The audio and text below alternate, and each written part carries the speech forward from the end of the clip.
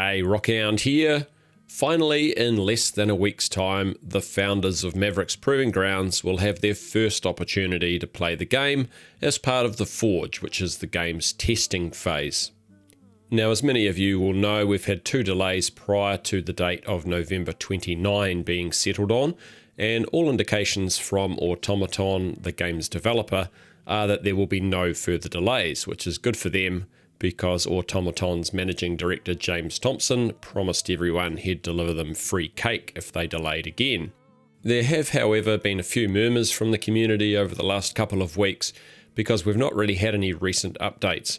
However, this is most likely due to the devs focusing on getting ready for the November 29 Forge release, and them also moving offices into the office that you see here behind James. In addition, Sam Greenwell, Automaton's community manager, was away because of illness, so we didn't get any further small updates either. Now, we're likely to see a significant increase in updates and info as we come out of the Forge, which will be early in the new year, as Automaton are hiring a marketing manager now that they have a larger office. So, when can we expect an update? Well, in the middle of this last week, James Thompson briefly dropped into the Mavericks Discord while he and some of Automaton's software engineering team were working into the small hours of the morning. He provided a few updates, answered a few questions from the community, and even dropped what you might consider some minor leaks. Let's quickly run through those to bring you up to speed. I'm just going to quick fire through them to keep this as short as possible, but feel free to let me know your thoughts on any of the info in the comments section below, and I'll be sure to reply to those comments. Firstly, and most importantly, James let us know that there will be an update during this coming week leading up to the 29th, which will explain what's happening for the Forge. Now, that update is likely to come via email, so founders should keep an eye on their inboxes. What we don't know yet is if you will be able to preload the game before the 29th, but Automaton will provide their own downloader launcher, so the Forge won't be downloaded via Steam. It's also possible that the initial game mode that we play in the Forge might not be a standard Battle Royale mode, but we'll have to wait until next week to see if that's the case. The team have certainly said that they're going to update us with details about what the game will be like when we start out.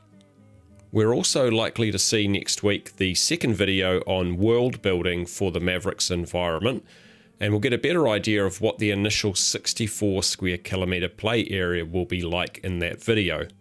Within the game there will be several destruction systems which will be introduced over the duration of the Forge. I'm hoping for Battlefield 1 type levels of destruction in the game. As far as the development team goes, Automaton now have close to 50 staff, although their new office isn't actually fully complete yet. Here's an image of the office that James posted for us in the Discord, showing what is affectionately known as the engineering fishbowl.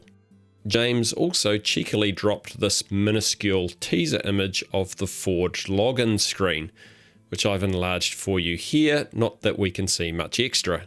When asked about the biggest sniper rifle in the game, James said that the devs are currently working on the Barrett 50 cal, although James mentioned that this is only in the blockout stage of design, so it might be a while before we actually see it in the game.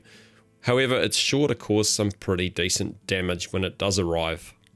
For those of you that have decided to upgrade your PC prior to the Forge starting, if you've got the latest NVIDIA RTX graphics cards, you'll be pleased to hear that RTX will be added to the game. It just won't be this year though. So you might have to be a bit patient, but next year you should be able to take full advantage of those beautiful reflections. Render distances in the game will initially be shortish until the devs add new software during the Forge, which will allow for very long render distances. Now, the ability for players to disable foliage rendering, like you can in PUBG to allow you to see players crawling through the grass in the distance, will thankfully be turned off from the start of the Forge. Super high resolution textures will be added to updates to the game when a content streaming system that the devs are working on is added, which will come into effect sometime after the NDA on the Forge is lifted. The game will initially work on the DX11 API, but they're also working on supporting DX12 as well as Vulkan. In addition, there will be good Threadripper support for AMD users. The game will include volumetric fog, which is definitely going to add to the environmental atmosphere of the game. And the game will also include directional audio and may also include directional blood splatters as well, although this is likely to be experimented with during the Forge and may or may not stay in the game depending on community feedback. Vehicles will be added to the game pretty soon after the Forge starts, so I'm guessing that'll be within 2 to 3 weeks, but it might be a bit longer than that too. Expect to see a few Easter eggs or references to other games within Mavericks, as several of the devs have come from MMORPG games that they've been working on previously. There may also be some kind of incentive for killing devs in the game as well, so perhaps you could expect to be awarded a cosmetic item if you take a dev out. As far as faction loyalty goes in the game, you can gain reputation with more than one faction at a time, so you're not actually committed to a single faction within the game. The capital will not be in the game at the start of the Forge, however the devs have redesigned it and it's now considerably larger, and also the tower is substantially bigger, which sounds great. Lastly, if you're wanting a Mavericks coffee cup for Christmas, you might be able to order one, but it might not arrive in time, because James said that Mavericks merchandise is likely to be something they look at once the NDA is lifted, which could be sometime around mid-December. Okay, that wraps up the updates and info provided by James in the Discord, and I'd just like to take a moment to acknowledge the Discord members who asked James questions while he was there, and they include Whiskey Omega, Sorrowy, Dickruin, and UTLR. With less than a week to go until the start of the Forge, the hype levels are rising rapidly, and I should have more info coming your way very soon. Although once we're into the Forge, the non-disclosure agreement will be in effect for the first week or two, so there may not be any gameplay footage right away, but I'll post that as soon as I am able. Meanwhile, if you found this video helpful, please consider rating, subscribing, and turning on notifications. Thanks for watching, and enjoy the rest of your day.